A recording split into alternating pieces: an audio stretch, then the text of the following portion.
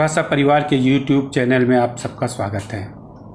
आज मैं आप लोगों से भारत के जन कवि घाघ के जो दोहे हैं उसके बारे में चर्चा करना चाहूँगा।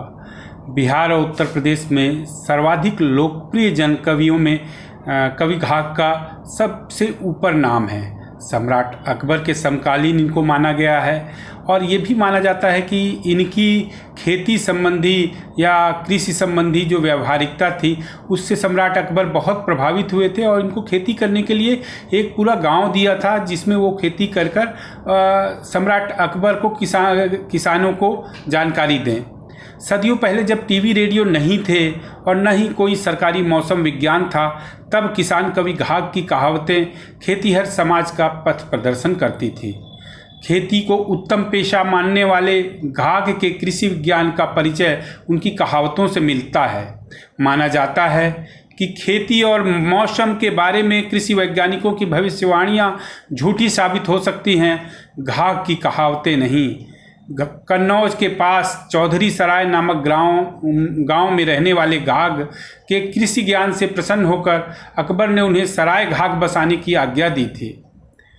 घाघ की लिखी कोई पुस्तक उपलब्ध नहीं है, लेकिन उनकी वाणी कहावतों के रूप में बिखरी हुई है। 1931 में राम नरेश त्रिपाठी का घाघ और भड्डरी अत्यंत महत्वपूर्ण संकलन है। घाघ की कुछ कहावतों की वानगी देखिए। उत्तम खेती मध्यम बान, निकृष्ट चाकरी भीख निदान। अर्थात खेती उत्तम कार्य है और जो मध्यम बान है मतलब व्यापार जो है वो मध्यम स्तर का काम है, और चाकरी अर्थात नौकरी को निकृष्ट और बहुत नीचे स्तर का काम उन्होंने माना है। और उन्होंने इसकी संज्ञा जो है कुत्तों की दुम हिलाने जैसी स्थिति बताई है। जैसा हमारे बुजुर्ग कहते हैं कि चाकरी कुत्तों जैसी जो दुम हिलाने, जैसे कुत्ता आपके पीछे दुम हिलाता रहता है वैसे ही चाकरी का काम है। दूसरी कहावत है उनकी, खेती करे बनिज को धावे, ऐसा डूबे थाह न पावे।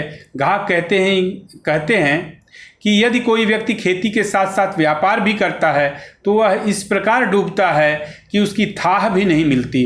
अर्थात दो कार्य एक साथ करने वाला व्यक्ति कभी सफल नहीं होता। और अगली जो उनकी कहावत है, खाद पड़े तो खेत, नहीं तो कूड़ा रेत। अर्थात यदि खेत में खाद पड़े तभी खेत को खेती योग्य माना जाता है, अन्यथा कूड़ा करकट और रेत के समान हो जाता है वो खेत। फिर उसके बाद उनका जो और कहावत है अगली, उत्तम खेती जो हर गहा, उत्तम खेती जो हर गहा, मध्यम खेती जो संग रहा। अर्थात उत्तम खेती वो है जिसमें हल खुद व्यक्ति पकड़कर चलाए और खेती करे। जो हलवाहे के संग रहे वो मध्यम प्रकार की खेती है, और जो हलवाहे पर पूरा खेती छोड़ दे और उसकी तो बीज भर लौट के आना भी मुश्किल होता है। उसके बाद उनकी अगली कहावत है, जो हल जोते खेती वाकी और नहीं तो जाकी ताकी। यही बात जो पहले मैंने कहा कि जो खुद हल जोतता है खेती उसकी अच्छी होती है, जो खुद हल नहीं जोतता उसकी खेती अच्छी नहीं हो सकती। गोबर राखी पाती सड़े, फिर खेती में दाना पड़े। गोबर राख और खेत में पत्ती सड़ती है तो फिर खेती में दाना अच्छा पड़ता है और फसल खूब होती है। सन के डंठल खेत छिटावें, तिनते लाभ चौगुनों पावें। पटसन के जो डंठल हैं अगर खेत में कोई सड़ाता है तो उससे बहुत अधिक लाभ खेती में उसे प्राप्त होता है। गोबर मैला नीम की खली, या से खेती दूनी फली। गोबर मल और नीम की खली जो खेत में डालता है उसकी फसल दुगनी होती है। वही किसानों में है पूरा, जो छोड़े हड्डी का चूरा। अब ये देखिए जो हड्डी के चूरे की बात उन्होंने कही है, आज के कृषि वैज्ञानिक इसको पूरी तरह प्रयोग करते हैं। तो घाघ का कहना है कि किसान वही सच्चा किसान है जो खेतों में हड्डी का चूरा डालता है। छोड़े खाद जोत गहराई, फिर खेती का मजा दिखाई। घाघ ने गहरी जुताई को सर्वश्रेष्ठ जुताई बताया है। यदि खाद छोड़कर गहरी जोत कर दी जाए तो खेतों को बड़ा लाभ पहुंचता है। 100 की जोत 50 जोतें, ऊंच के बांधे बारी, जो 50 का 100 न तुलय, देव घाघ को गारी। कवि घाघ का कहना है कि बांध न बांधने से भूमि में आवश्यक तत्व घुल जाते हैं और उपज घट जाती है। इसलिए किसानों को चाहिए कि खेतों में बांध अथवा मेड़ जरूर बांधें। सावन मास बहे पुरवैया, बचवा बेच लेहु धेनु गैया। यहाँ पर देखिए कि कितना बढ़िया उन्होंने मौसम के बारे में भविष्यवाणी की है कि यदि सावन महीने में पुरवैया हवा बह रही है तो आप पूरी तरह जान लीजिए कि अकाल पड़ने की पूरी संभावना है। और किसानों को चाहिए कि अपने बैल को बेचकर गाय खरीद लें ताकि घर में कुछ दही मट्ठा तो मिलता रहे। रोहिणी बरसे मृग तपय, कुछ कुछ अद्रा जाए, कहे घाघ सुन घाघिनी, स्वान भात नहीं खाए। यदि रोहिणी बरसे, मृग सिरा तपे और आद्रा में साधारण वर्षा हो जाए तो धान की पैदावार इतनी अच्छी होगी कि कुत्ते भी भात खाने से ऊब जाएंगे और नहीं खाएंगे। पूर्वा रोपे पूर्व किसान, आधा खखड़ी आधा धान। अगर पूर्वा नक्षत्र में धान रोपते हैं तो धान आधी होगी और आधा छूछा पियरा या पुआल होगा, जिसमें धान के बीज और धान के दाने नहीं होंगे। पूस मास दसवीं अंधियारी, बदली घोर होए अधिकारी। सावन बदी दसवीं के दिवसे, भरे मेघ चारों दिशि बरसे। यदि पूस बदी दसवीं को घनघोर घटा छाई हो तो सावन बदी दसवीं को चारों दिशाओं में वर्षा होगी। पूस उजेली सप्तमी, अष्टमी नवमी जाज। मेघ होए तो जान लो, अब शुभ होई हैं काज।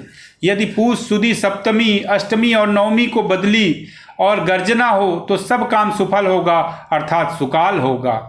सावन शुक्ला सप्तमी, जो गरजय अधिरात। बरसै तो झूरा परै, नहीं समौ सुकाल।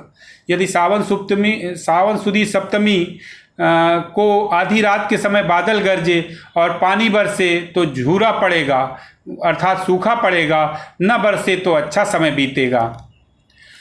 रोहिणी बरसे मृग तपय, कुछ कुछ अद्रा जाए। कहे घाघ सुने घाघिनी, स्वान भात नहीं खाए। यदि रोहिणी बरसे, मृगशिरा तपय और आद्रा में साधारण वर्षा हो जाए तो धान की पैदावार इतनी अच्छी होगी कि कुत्ते भी भात खाने से ऊब जाएंगे और नहीं खाएंगे। भादों की छठ चांदनी, जो अनुराधा होय। ऊबड़ खाबड़ बोए दे, अन्न घनेरा होय। यदि भादों सुदी छठ को अनुराधा नक्षत्र पड़े तो ऊबड़ खाबड़ जमीन में भी उस दिन अन्न बो देने से बहुत पैदावार होती है। इस प्रकार आप देखते हैं कि जो घाघ की जन कवि घाघ की जो कहावतें हैं वो खेतिहर समाज के लिए पथ प्रदर्शक हैं और बहुत पुराने समय से इन्हीं घाघ की जो कहावतें हैं गांव-गांव में लोकप्रिय रही और गांव के लोग इसी के अनुसार अपनी खेती करते रहे हैं।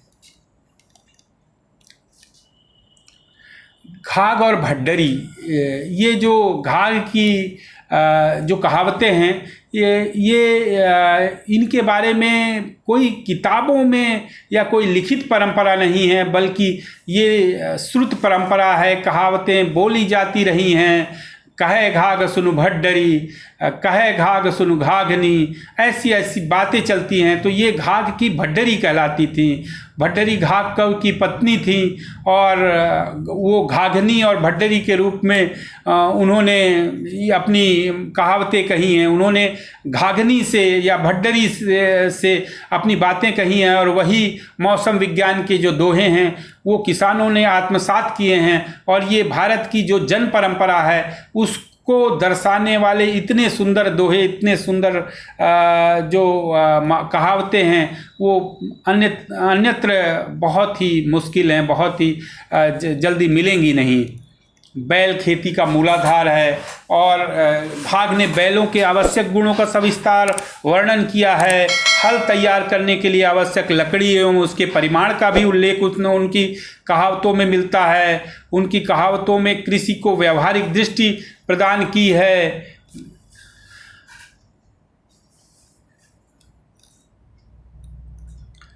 फसल बोने का काल, बीज की मात्रा, इन सब के बारे में घाघ ने बहुत ही उचित परामर्श दिया है। घाघ के अनुसार बीघे में 5 पसेरी गेहूं और जौ 6 पसेरी मटर, 3 पसेरी चना, 2 सेर मेथी, अरहर और मांस, 1.5 सेर कपास, बजरा, बजरी, सावा, कोदो, अंजुली भर सरसों बोकर किसान दूना लाभ उठा सकते हैं। अब ये देखिए कितनी सटीक उन्होंने जानकारी दी कि कितनी खेत में कितनी बोनी करनी है। धन्यवाद।